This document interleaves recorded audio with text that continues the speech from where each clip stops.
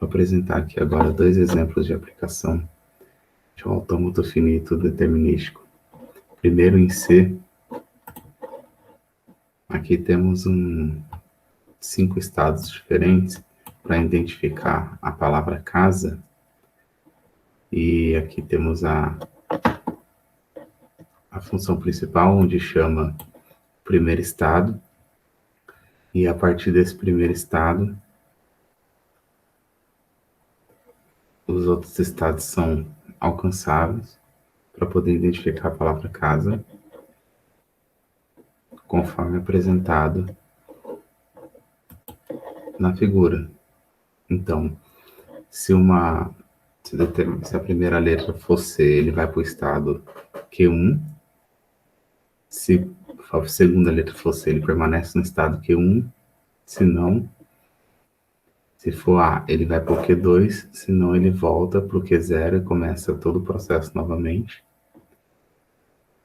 Só que se a segunda letra for A e a terceira letra for S, vai para o estado Q3. E se a quarta letra for A, vai para o estado Q4, que é o estado de aceitação. E depois ele volta para o estado inicial para conseguir identificar o resto da frase. Então, temos aqui o estado Q4, que é o estado de aceitação, onde ele vai somar mais um no match e vai retornar para o estado Q0. Temos também aqui um exemplo de aplicação em Python, que foi feito de um modo um pouco diferente.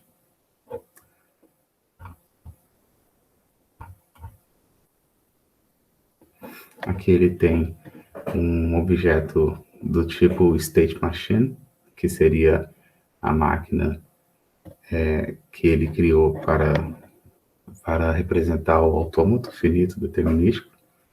Então, aqui ele coloca o estado inicial, start, e em seguida ele começa a fazer as verificações. Esse algoritmo em Python, ele faz a verificação se determinada frase é positiva ou negativa, de acordo com os adjetivos que ele tem pré-programado. Então, primeiro ele precisa que seja identificado Python. Então, se o primeiro estado aqui, se a primeira instrução que ele recebe for Python, ele vai para o estado do Python. E caso se for a segunda instrução for is, ele vai para o estado is. Senão, ele já vai para o estado de negação, aqui um estado final de negação, e tem que começar tudo novamente. Satisfeito esses dois estados aqui, ele vai verificar se a palavra é positiva ou negativa, e então ele vai voltar para o estado final novamente, para começar o processo novamente, caso o usuário tenha interesse. Então, mostrando aqui novamente, por exemplo, se ele vai startar a máquina aqui, e vai mandar a instrução Python is great. Ele vai para o estado inicial. O estado inicial vai mandar para o estado Python e depois para o estado is. Em seguida, ele vai verificar great é positivo ou negativo. É um adjetivo positivo. Então, ele vai identificar e vai para o estado de aceitação. E em seguida, ele vai retornar que aquele autômato foi aceito. A mesma coisa aqui para Python is difficult, só que nesse caso seria um estado de negação. Então, também é um estado final, só que diferente. E aqui foi colocado aqui Perl, que seria uma palavra qualquer, para ele dar no estado final de erro. Então, nesse caso aqui, ele não vai atingir nenhum dos dois estados finais nem de negativo nem de positivo, e sim de erro. Certo?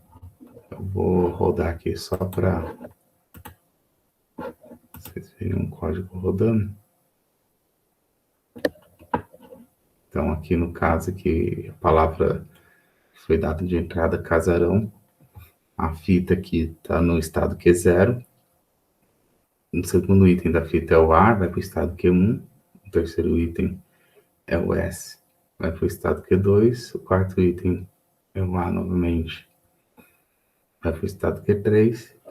E depois vai para o estado Q4, que é o estado de aceitação, iniciando novamente o processo. Certo? Nesse caso aqui, ele só encontrou uma correspondência mesmo. No Python aqui, temos aqueles dois exemplos. E aqui o resultado, que o primeiro exemplo, ele vai para o estado finito de aceitação, e no segundo exemplo ele vai para o estado finito de negativo, né? Estado finito de aceitação, porém que não foi uma palavra positiva. E o terceiro exemplo, ele vai para o estado finito de erro, ou seja, aquela frase não é aceita, ele não vai conseguir finalizar o autômato.